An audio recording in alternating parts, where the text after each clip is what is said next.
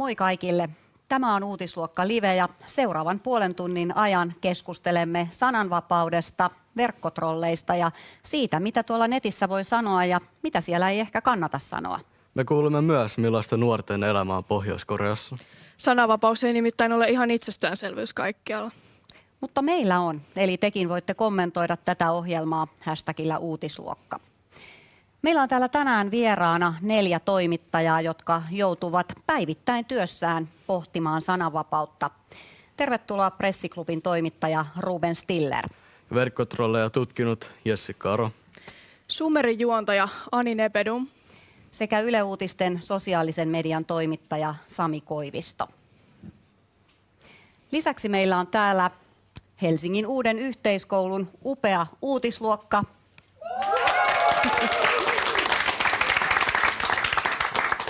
Joka on tehnyt meille loistavia kysymyksiä tätä ohjelmaa varten.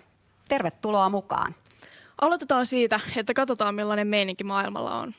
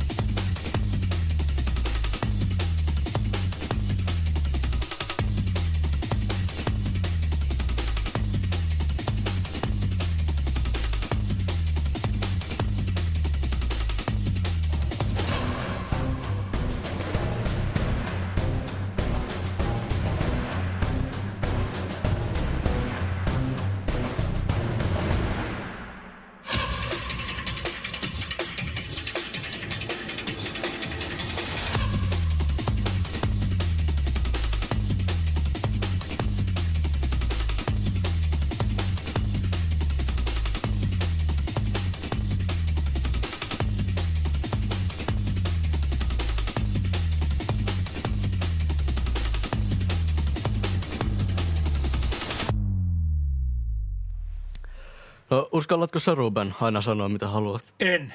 Esimerkiksi sen takia, että jos mä nyt sanoisin ihan kaiken ja kaikki vitsit, mitkä tulee mieleen, niin mä en saisi enää vieraita ohjelmaa. Kyllä mä sensuroin itseni ja mä mietin joissain aiheissa kovin tarkkaan, että käsitteleekö mä niitä ollenkaan. Koska mä oon juutalainen, niin mä esimerkiksi oon oikeastaan melkein kieltäytynyt käsittelemästä Israelin ja palestiinalaisten välistä konfliktia. Että mulla on tiettyjä tällaisia aiheita, joita mä en kovin mielelläni käsittele. No entä milloin viimeksi sun on täytynyt miettiä, mitä sä sanot, tai sua on pelottanut ne seuraukset siitä, mitä sä oot sanonut? No semmoista epämääräistä pelkoa, jota mä en ole ehkä aluksi edes sitten huomannut, mutta myöhemmin vasta tajunnut. Silloin kun tämä Halla-ahon maahanmuuttokriittinen liike oli jo oikein kunnon nousussa, niin kyllä mä huomasin itsessäni sellaisen reaktion, että mä en halunnut provosoida liikaa.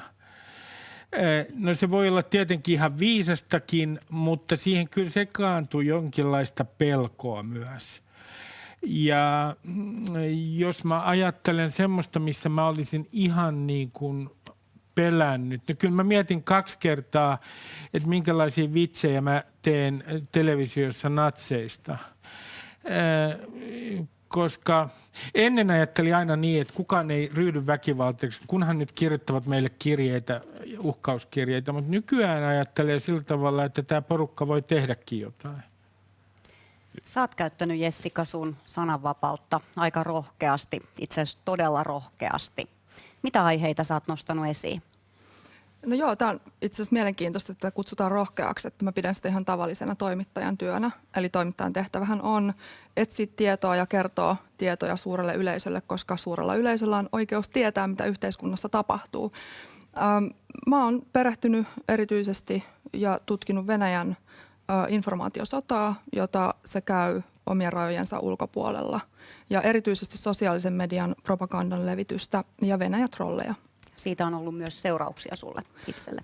Joo, siis jotkut aktiiviset propagandistit ei tykänneet siitä, että mä aloin käsitellä tätä aihetta ihan avoimesti ja kehotin suomalaisiakin käsittelemään ja puhumaan tästä ihan avoimesti. Ja he aloittivat sitten tämmöisen todella laajan ja ihan kansainvälisen propagandakampanjan, mustamaalauskampanjan joka on edelleen käynnissä. No mun mielestä, tai yleensä nuorten mielestä trolli on sellainen, joka sanoo jotain todella sekoittavaa tai tai tosi hämmentävää ihan vaan huvin vuoksi. Niin mikä sun mielestä on verkkotrolli? Joo, siis tässä on just hyvä erottaa että jotkuthan tosiaan tekee ihan huvin vuoksi internetissä ihan mitä sattuu, että heiltä on ilmeisesti unohtunut, että minkälaista on hyvä käytös ja mikä on oikein ja mikä on väärin ja myöskin se, että mikä on laitonta ja laillista verkossa, kun siellä on samat lait kuin täällä muuallakin. Mutta nämä Venäjä-trollit, ne on sitten taas ohjattuja trollaajia ja väärän tiedon ja valheiden levittäjiä, että me käytiin just Mika Mäkeläisen kanssa perehtymässä ihan Venäjän trollitehtaaseen, missä tuotetaan 24/7 maksusta tällaisia Venäjä-trollaavia propagandakommentteja feikkiprofiileilla someen, Facebookiin, Twitteriin, V-kontakteja. No mitä teidän mielestä voisi trollaamisen pysäyttää? Ei siihen oikeastaan mitään muuta vaihtoehtoa, paitsi Jessican loistava duuni, niin sitten se, että jokainen, joka on täällä studiossa ja jokainen, joka on siellä television ääressä tai netin ääressä, katsoo tätä, että pitää mielessä, että on kriittinen vaikutusyritysten suhteen. Että kyllähän vastuu on nyt siirtynyt kuluttajalle, median kuluttajalle. Ja kannattaa tarkistaa, mistä lähteestä jotkut väitteet on tullut. Ja sitten panna merkille, jos jotain kampanjaa oikein masinoidaan esimerkiksi sosiaalisessa mediassa. Olisitko sä, Jessica, jättänyt tekemättä trollijuttua, jos olisit tiennyt, kuinka massiiviset seuraukset siitä tulee sulle? No en missään tapauksessa, että on ihan toimittajan perussääntö ja sananvapauden edellytys, ettei anneta minkään todellisen tai kuvitellun toimituksen ulkopuolisen uhan vaikuttaa toimituksellisiin ja journalistisiin päätöksiin. No, mulla olisi vielä yksi kysymys sulle, Jessica. Että miksi joku haluaisi trollata? No siihen on erilaisia syitä, että jotkut ihan nauttii siitä, että ne kiusaa muita ihmisiä verkossa. Ikävä kyllä on olemassa sellaisia henkilöitä. Ja sitten joitakin myös lietsotaan tekemään sitä. Eli muut ihmiset oikein ohjeistaa, että tämä näin voi tehdä ja tämä on ok käytöstä, koska se sitten taas palvelee näiden lietsojien poliittisia päämääriä. Joo, ja sähän Ruben kerroit, että sosiaalinen media ahdistaa sua. Ahdistaa ihan hirveästi. Haluaisitko kertoa meille miksi? Joo, mielelläni. Ensinnäkin se, että kaikki on siellä ikään kuin samanarvosta. Niin kuin siinä on se fiidi, kaikki muuttuu mössöksi. Sitten se, että se on niin nopea, kaikki puheenaiheet hetkessä kuluu ja ne on muka käsitelty. Sen lisäksi sellainen niin kuin kysymys mulla on, että kun tätä informaatiota tulee ihan mielettömästi ja kamaa, niin muuttuuko itse asiassa kaikki ilmiöt vähän merkityksettömiksi? Ja pitääkö meidän itse asiassa keskittyä siihen, että me jotenkin suojellaan itseämme semmoiselta informaatiohyöyltä, joka käy meidän ylitsemme. Sitten vielä yksi asia. Mä en ihan ymmärrä sitä, miten, mä myönnän, että mä olen ihan fossiili, siis ihan totaalinen fossiili. Mutta mä en ihan ymmärrä tätä, miten tämä yksityisyyden raja on muuttunut. Esimerkiksi se, että Facebookiin laitetaan omiin lapsiin pomppimassa trampoliinilla tai omien lasten kuvia, jotka ennen kuului jotenkin yksityiseen alueeseen. Tai sitten se, että joku vaivautuu suunnilleen joka ruokalajiin, minkä se tekee himassa kuvaamaan Facebookiin, niin ei mene oikein mulla jakeluun. Ja suoraan sanoen vähän kyllästyttää. Otetaan tähän väliin kysymys Maunun koulusta Ruskolta. Onko julkisuuden henkilöllä, jota seurataan paljon, erilainen sananvapaus kuin sellaisella henkilöllä, jolla ei ole paljon seuraajia? Mitä mieltä olette tästä? Sananvapaus on perusoikeus. Se on määritelty ihan Suomen perustuslaissa. Se kuuluu kaikille. Eli jokaisella ihmisellä on oikeus kenenkään ennalta estämättä lähettää ja vastaanottaa tietoja ja mielipiteitä. Eli vastaus on, että ei ole mitenkään erilainen. Ja sitten myös laki on kaikille sama siinä mielessä, että sananvapauden nimissä ei voi myöskään kukaan, julkisuuden henkilö tai ei-julkisuuden henkilö, tehdä laittomia asioita. Mä vastaan vähän eri tavalla kuin Jessica. Mulla on tällainen illuusio itselläni, se on varmaan mun omassa päässä kehittämä illuusio. Mutta mä tunnen, että mulla on paljon suurempi sananvapaus kuin monilla esimerkiksi kansanedustajilla. Jos on niin kuin narrin roolissa, niin kuin mä olen tuolla, mähän on jonkinlainen puolklouni, niin saa sanoa oikeastaan melkein mitä tahansa, saa puhua todella vapaasti. Kukaan vaan ei ota vakavasti, luojalle siitä kiitos. Kyllä mä tunnen, että mun sananvapaus siinä mielessä on suurempi kuin aika monen Suomen kansalaisen. Toisaalta sitten, jos sä olet tunnettu ja sulla on ikään kuin valtaa, niin onko sulla silloin suurempi vastuu siitä sananvapaudesta? On ilman muuta, siitä on vastuu. Ja ennen kaikkea, jos ajattelee ihan konkreettisesti, mistä mun mielestä tänä päivänä on suuri vastuu, niin on suuri vastuu siitä, kun tekee yleistyksiä mistä tahansa ihmisryhmästä, minkälaista mielikuvaa heistä levittää. Ja minkälaista mielikuvaa levittää sillä tavalla vähän katalalla tavalla, että valitsee faktat niin, että siitä tietystä ihmisryhmästä syntyy tietty mielikuva. Ja tästä mun mielestä meidän toimittajien pitäisi kyllä kantaa suurempaa vastuuta kuin tällä hetkellä tehdään. Oletteko te törmännyt valemediaan? Joo, kyllä. Suomessakin toimii suomenkielisessä verkossa useita itseään medioiksi kutsuvia sivustoja, jotka oikeastaan lähemmin tarkasteltuna paljastuukin rasistisiksi propagandasivustoiksi ja niin sanotuiksi erikoissivustoiksi. Niille on median kanssa mitään tekemistä. Että mediahan on asiallinen instituutio, joka toimii lakien ja sääntöjen ja eettisten ohjeistusten mukaan, mutta nämä valemediat on lähinnä tämmöisiä vihablogeja ja sekoilublogeja. Mun täytyy sanoa, että mä en hirveästi seuraa. Mä oon 2 kertaa elämässäni ollut Mitä Veetä-lehden sivuilla. Ja mun verenpaine nousi niin paljon, että mä lopetin siihen. Ja mä kierrän ne yleensä. On myös sellainen juttu, että kun lukee tietynlaista törkyä, niin vaikka on kuinka kriittinen, niin jollain tavalla se jää tonne takaraivoon.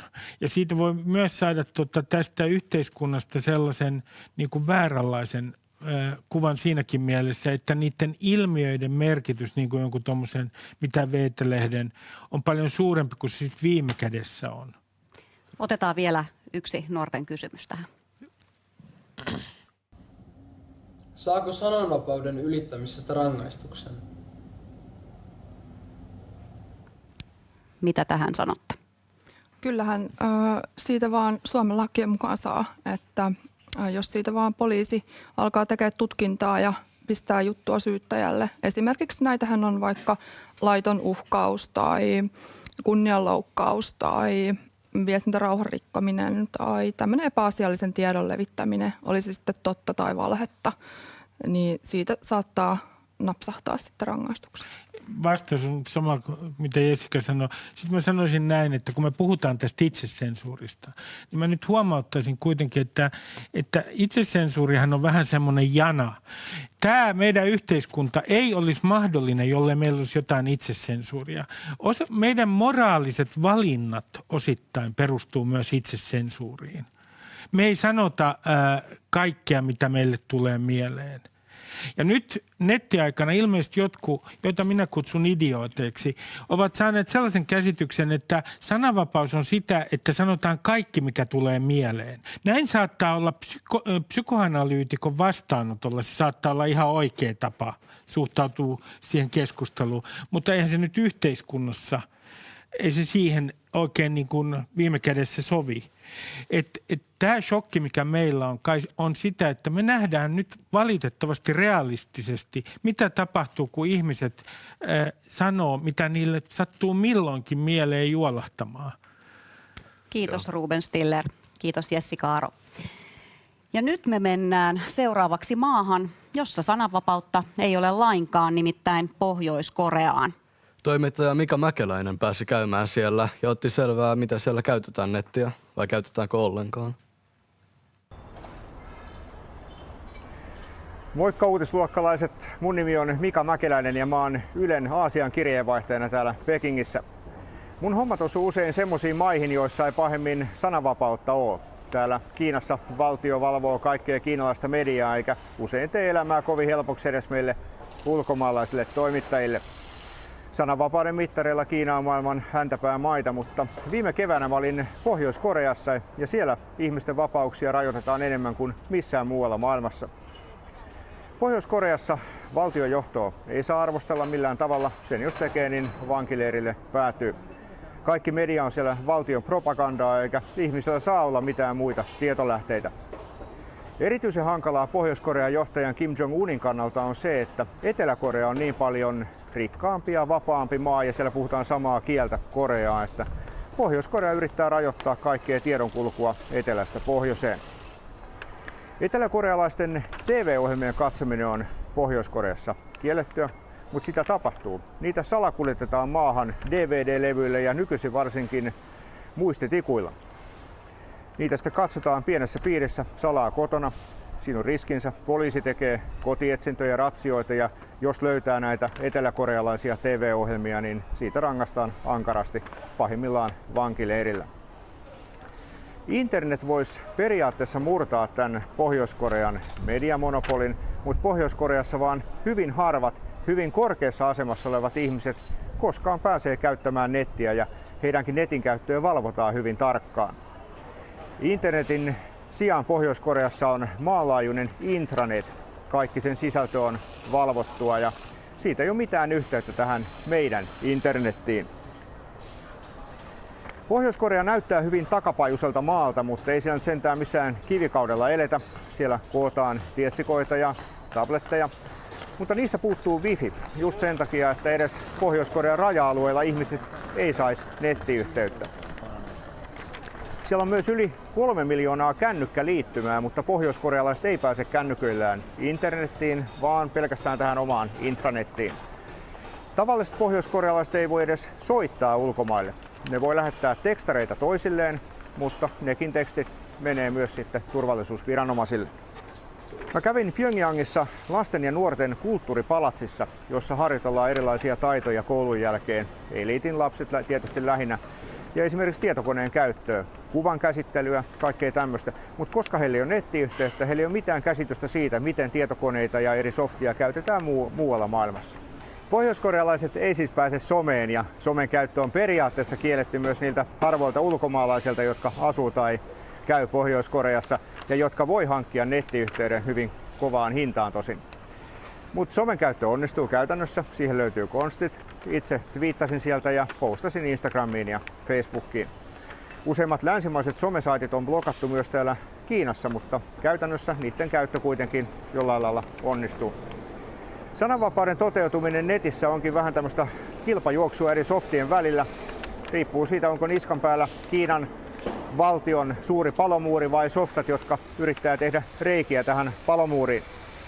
Pohjois-Koreassa joka tapauksessa valtio on niskan päällä, mutta näiden USB-tikkujen ansiosta tavalliset pohjoiskorealaiset joka tapauksessa tietää paljon enemmän muusta maailmasta kuin ennen. Miltä Mirella kuulosti nuoren elämä Pohjois-Koreassa? No, mä en kyllä itse ihan sinne muuttais. No, mitä ajatuksia sulle, Ani, tuli tuosta Mikan vlogista? No sanotaan näin, että kun mä katsoin tuota inserttiä tossa, niin eka tavallaan ajatus, mikä mulle tuli päähän, oli se, että mä en lähtisi tekemään tollaista dokumenttia tonne. Että mun mielestä toi on niin kuin silleen yksinkertaisesti todella ahdistavan kuulosta. Ja siis Pohjois-Korean tilannettahan on tosi paljon niin kuin käsitelty mediassa ja siitä puhutaan paljon koko ajan. Mutta musta tuntuu, että jos sinne menis ja kokisi ton kaiken vielä niin kuin itse livenä, niin se olisi vielä kamalampaa. Että mun mielestä toi vaan kuulostaa ihan hirveältä. Mitä jos sun viestit aina luettaisiin läpi?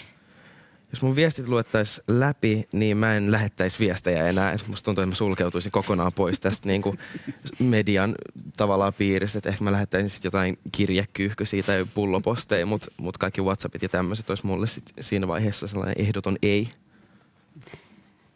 Täällä meillä sen sijaan viestejä ja kommentteja lähetellään vähän liiankin innokkaasti välillä. Minkälaiseen keskusteluun sä, Sami, törmäät tuolla somessa? No hyvin monenlaiseen. Mä valvon tosiaan Yle Uutisten sometilejä ja esimerkiksi tänä aamuna mä oon joutunut blokkaamaan meidän Facebookista ulos 2 sellaista keskustelijaa, jotka oikeasti kirjoitti, että he on sitä mieltä, että turvapaikanhakijat pitäisi laittaa uuniin.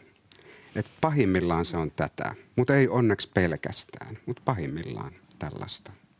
Mikä sua Sami eniten näissä häiritsee näissä kaikissa somekeskusteluissa? Kyllä mä sanoisin, että se on yleistäminen. Että se on oikeastaan meillä täällä vielä isompi ongelma kuin mitä rasismi on.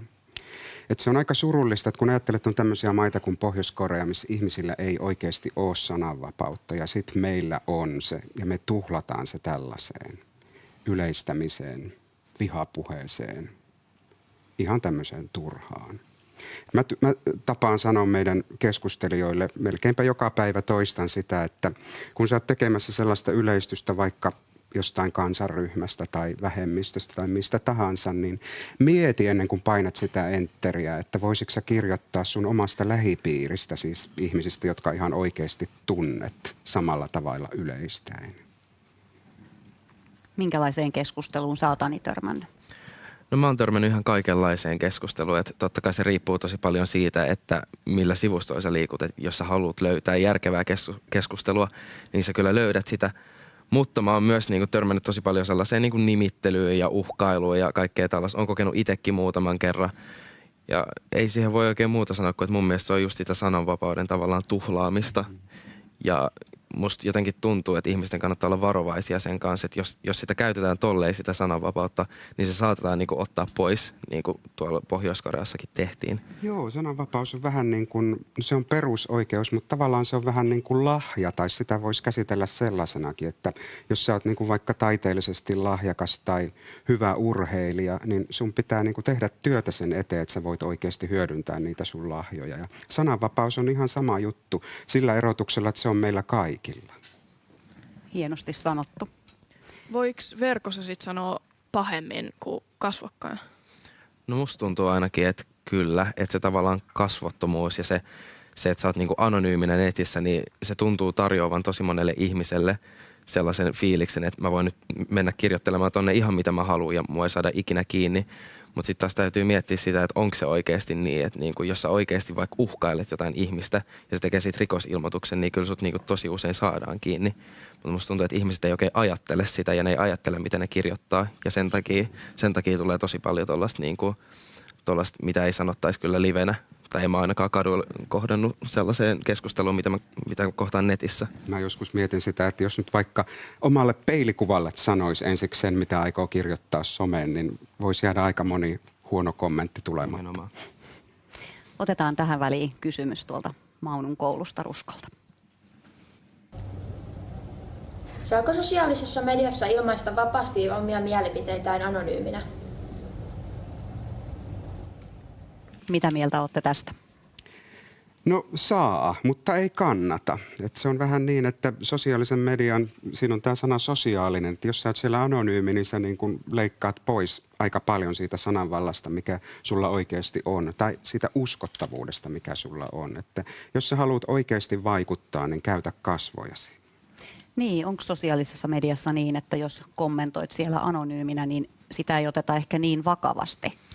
No mulla on ainakin silleen, että jos joku niinku tulee nimettömänä mulle huutelee, niin mä vaan nauran. Yleensä sille kommentille mä otan sen niinku sille läppänä.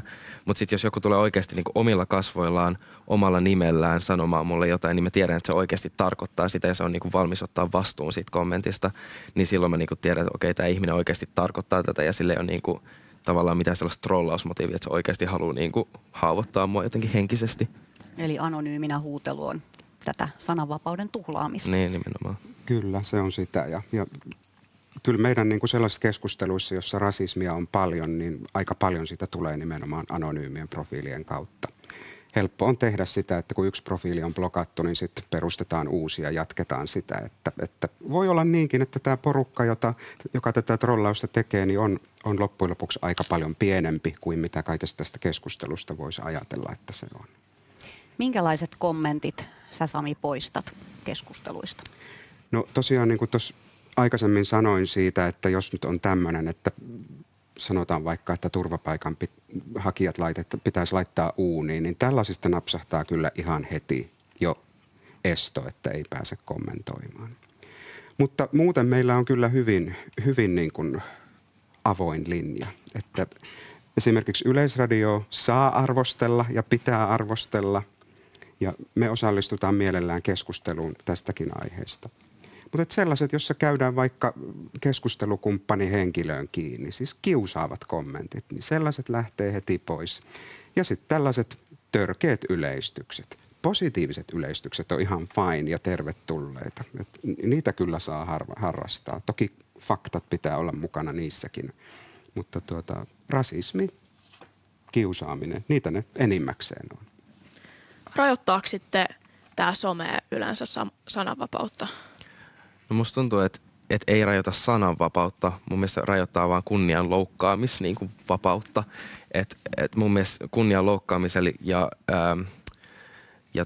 sille, että sulla on sananvapaus, niin sillä on selvä ero mun mielestä. Ja ehkä niin kuin, mitä mä oon nähnyt, niin sosiaalinen media blokkaa just enemmän sitä kunnianloukkausta, mutta ei sananvapautta. Joo, toi on tosi hyvä ja monitahoinenkin kysymys. Meillähän oli viime viikolla tämmöinen keissi, jossa Facebook oikeasti rajoitti sananvapautta. Että oli tämmöinen Vietnamin sotaan liittyvä hyvin klassinen kuva, jossa alaston tyttö juoksee pakoon pommiräjähdystä ja Facebook sensuroi tämän kuvan. Ja tarvittiin Norjan isoin sanomalehti, sen päätoimittaja puuttumaan tähän asiaan avoimella kirjeellä ennen kuin Facebook myönsi, että he on toimineet väärin. Ja he lupasivat tarkentaa sitten omia sensurointikäytäntöjään tämän suhteen. Että tässä mielessä some kyllä näyttää joskus voivan sensuroivankin sananvapautta. Mutta sitten jos ajattelee niin kuin tästä henkilökohtaiselta kannalta, niin se vastuu on, niin kuin tuossa Rubenkin aikaisemmin sanoi, niin aika paljon siirretty kuulijalle. Syntyykö somessa sitten tällaista, että mennään valtavirran mukana, että se rajoittaisi sitä sananvapautta? No tietenkin voi syntyä sellaisia tilanteita, missä niinku ihmiset on vaan jostain syystä niinku kaikesta samaa mieltä, mutta mun mielestä se on ongelmallista siinä mielessä, että sellaista ihmismassaa, joka on kaikesta samaa mieltä, niin on tosi helppo kontrolloida. Ja niinku ylemmät tahot voi oikeasti kontrolloida tällaisia ihmismassoja. Ja jos se ei tavallaan ikinä sano vastaan missään asiassa, niin periaatteessa mun mielestä silloin se sananvapaus on ihan turha asia, jos sä käytä sitä ikinä. Kiitos Ani ja Sami. Kiitos. Ja nyt mennään Ronja Salmen somekuplaan.